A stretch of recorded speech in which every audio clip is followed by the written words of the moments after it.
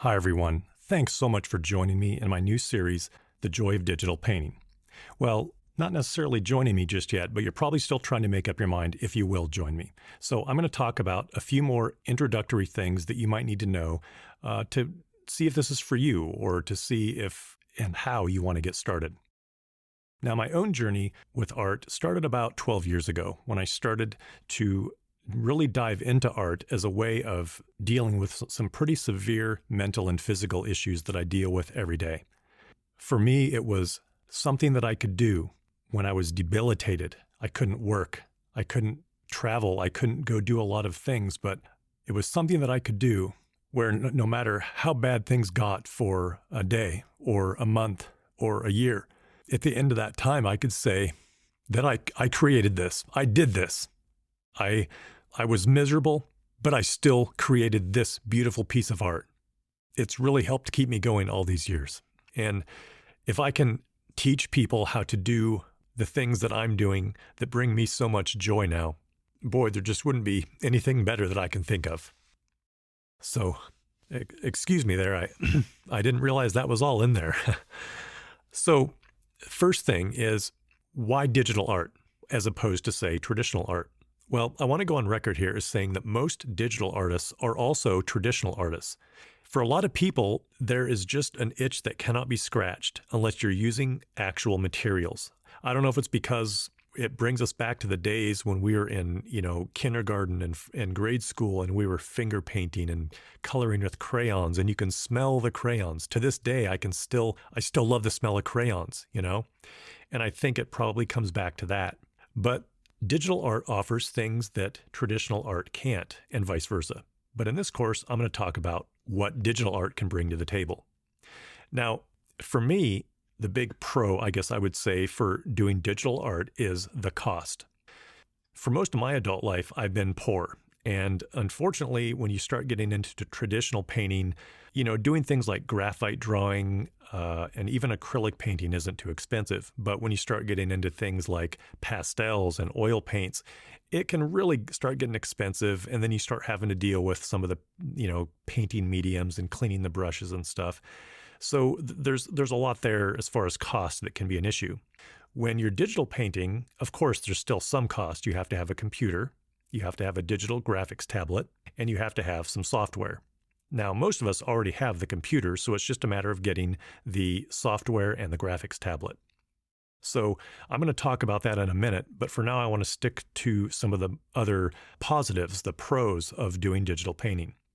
In digital painting, you have what are called layers. And when you paint on a layer, anything that you do on that layer can be changed at any time, and it won't affect the rest of the painting. So for example, let's say you're doing a human portrait. When I do portraits, I put things like the nose on its own layer, the eyes on their own layer, the mouth on its own layer, etc. So if I'm painting away and I'm doing great on the whole thing, but his nose just doesn't look right, you can erase that and it won't affect anything else. I should mention that a layer is transparent. There's nothing on a layer until you paint it on there. But when all the layers are together, it just looks like a regular drawing or painting. So that's a huge plus. The second is that because there's no cost involved, if you're like me and you're painting or you're drawing, I could never get out of my head that, oh my God, I'm wasting paint. I'm gonna have to buy more paint. I just always had that thought in my mind. But when you're working digitally, you don't have to worry about any of that. You can paint, and it won't cost you anything more than the initial startup cost. So that's a huge plus in my book. You don't have to mess with ruining your paper or degrading your paper because you're erasing so many times. When you're painting digitally, you can erase 1,000 times and it won't ruin the paper, you won't run out of materials, and you can keep perfecting your technique as you go. The other thing about digital artwork is that you can do anything with it. There are so many options of what you can do with digital art. You can do comic book work and illustration type things. You can do animation. You can do human portraits. You can paint animals, landscapes. There's just no end of things that you can do with it. So that's what appealed to me. It was just such a versatile medium that I knew that whatever I wanted to do, I could do with digital art. Okay, the next pro of working digitally is that, for instance, when you're working traditionally and you create a painting, it's a one-of-a-kind painting, right? Because you can't photocopy the painting. It just is what it is. And so a lot of times artists have to charge a lot of money for one painting, right? Because it's one of a kind. So they have to charge at least $500, sometimes $1,000 or $2,000 for a painting. And a lot of people simply can't afford that.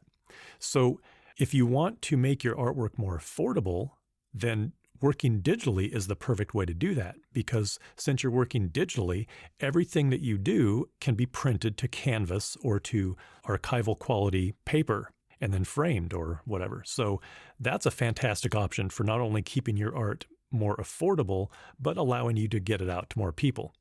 And there's one final important pro of digital art that I really want to talk about. And that is, if you save your working files, then as you complete paintings, you may not be completely happy with something in the painting, right? But you can come back later after you've learned more and practiced more and honed your skills a bit. You can come back to your old file and you can improve upon it. You can come back and change something that you didn't like from before. So you can just keep making it better and better. That's a fantastic benefit, and I've done that several times so far. So you might be thinking, okay, digital art sounds pretty cool. I like what you're saying. I like what I'm hearing, but how do I get started? So to do digital art, you need two more things. You need a graphics tablet, which I want to talk about right now. Now, a graphics tablet is a tablet that plugs into your computer, usually through your USB port or a similar port, and allows you, it comes with a stylus, and it allows you to paint. Like when you have your Photoshop or whatever it is, your program open, and you have your digital canvas on the screen, whatever you do with the stylus on the tablet, so if you have your pencil tool selected, for instance, and you're moving the stylus over the tablet, that movement will show up on the screen, and it will be drawing on the screen based on what tool you have selected. Now, it's a little bit odd because there's two types of tablets. One type of tablet is one where when you're drawing on the tablet, it's not actually showing your workspace under like on the tablet itself. It's still showing it up on the screen, but when you're drawing on the tablet, you have it's almost like you're drawing on the tablet, but you're having to look up at the screen and see what's actually happening. So there's a little bit of a disconnect there, because if we're working traditionally, of course, we're looking down at what we're actually painting. It's right under our nose. And that's not the case with that type of tablet. It did take a little bit of getting used to, but it wasn't actually that bad. You get used to it pretty fast. The second type of tablet is what's called a monitor tablet. And those are a lot more expensive, unfortunately. But with that type of tablet, it basically looks like a computer monitor, only you use your stylus right on the tablet and you see everything like it's showing up on the tablet, like your workspace, your digital canvas and everything is showing up right there. So when you're painting it, it's more like it would be in real life, where you're just actually working right on that tablet while you're looking at it. So the two types of tablets, obviously there's a cost, difference there. When I first started out, the big company for digital tablets is a company called Wacom, W-A-C-O-M. They were, I think, the very first company to come out with graphics tablets, and so therefore they're kind of like the king, right? They have several different lines of tablets. The one that I had when I first started was called a Intuos 3. And it was a great tablet. It worked great. I never had a problem with it. In fact, I still have it in case the tablet that I have right now ever craps out on me.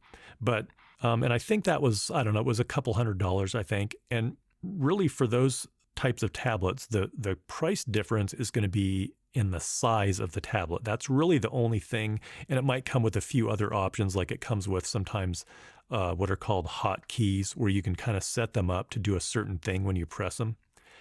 But I think mine was like a medium tablet. Then they have, small and large tablets. And the only real advantage to having a larger tablet is, of course, it's easier to get more detailed because it's a bigger canvas to work on. But there's no reason that you can't use a smaller tablet. They work fine. Now, if you're going to get the kind of tablet that I have, it's called a Cintiq tablet, Cintiq. And Cintiq tablets are made for, professionals, basically. They're for the guys who need like a really good tablet, and they're making a living with this. About 6 or 7 years ago, I just happened to have some extra money come in, and I decided to bite the bullet and buy it. And I'm glad I did. I love it. It's great. I wouldn't change a thing. But I will tell you that you can still do just as good of artwork using the other kind of tablet. It's not something where you need one of these tablets. In fact, I will say that I've seen other tablets coming out now from different companies that do offer this monitor style type of tablet for much less than it was when I bought it. I'm kind of surprised. They may not be as big. Mine's like 22 inches, but the tablets nowadays are incredibly affordable. I mean, incredibly affordable. So Wacom is the first one. They're the main one that I would recommend. There is one other company that I see a lot of people recommending in the art groups that I belong to. One is called Huaion. I think it's spelled Huaion. Huaion tablets. I think they're made in China, but I'm not positive on that. But I see a lot of people, they love them, they use them, they're great. So check out either of those, and you could even get a different type of tablet. It really doesn't matter. The functionality mostly is going to be done in the software itself, not so much in the tablet. The other issue you get to when you talk about a more expensive tablet versus a less expensive tablet is the amount of what they call pressure sensitivity in the stylus. So in other words, if you press really light, it will recognize that and give you a lighter mark. If you press harder, it will give you a darker mark. So with the more expensive tablets, you get more variation there. That's all. So check those out. I'm sure you'll be able to find a really good one. Like I said, they're really affordable nowadays. Okay, so we've got the tablet thing figured out. Now the software. So historically, there has been two heavy hitters as far as software for digital painting: Adobe Photoshop and Corel Painter. Now, Corel Painter never really caught on in the mainstream, but it has always been something that markets itself as the most accurate way to simulate traditional media. So like it accurately simulates things like oil painting and chalk drawing and things like that. And historically, both of these programs have been very expensive. However, in recent years, they both have gone to a subscription model, which at first a lot of people hated because they just wanted you to be able to buy the software outright and then use it. But with a subscription model, for people like me, it's great because, well, even though I already owned an earlier version of Photoshop, now I, or other people like me who, don't make a lot of money, they can still afford to use these incredibly, professional grade softwares for like $10 or $20 a month. So it's a very, very good deal. Now, I will say this, even though these two pieces of software have been sort of the standard for a long time, it doesn't mean that they are the best. It only means that they are the most used and the most accepted in professional circles, simply because they've been around a while. But there are a lot of other great programs now that can do just as good of a job as far as drawing and painting, and I'm going to talk about those now.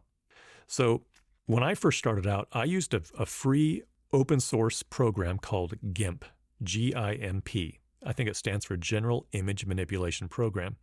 And it was designed to be essentially like a free version of Photoshop. And it worked great. I did some photo editing on there, and I did some, of course, drawing and painting, and it worked pretty good. I used it for maybe a year. It might have been 2 years. I can't remember. And then I switched to something called Photoshop Elements. Now, Photoshop Elements is something that you can still buy. You don't have to subscribe to it. It's very inexpensive. I think it's about $90. And it's essentially just like Photoshop, except it's scaled down. It's they don't have all the bells and whistles of regular Photoshop, but most people don't need all that for the digital painting anyway. They don't need all the photo editing and all that stuff capabilities. So Photoshop Elements is definitely a good option. The next one I would recommend is one that I believe It used to be very inexpensive, like $70. It's called Autodesk Sketchbook Pro. And they used to have a subscription model, or you could buy it outright. I think I just recently read, like a couple days ago, that they were discontinuing support for that software. And so I think what's happened is they now have released that software for free. So I think you can get it for free now. And it's called Sketchbook Pro, and it's great. I used it a little bit. I didn't use it a ton, but I always kind of meant to get back to it, and I just never did. But one thing I really liked about it is that they had radial menus. I love radial menus. I'm not sure why, and then you could create custom brushes and all that. So that's a really good program.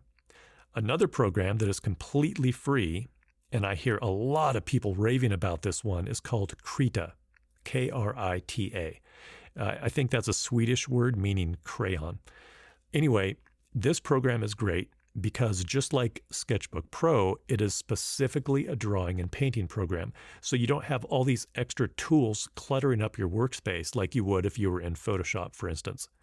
So check that one out. Check out Autodesk Sketchbook Pro, see if you like either of those.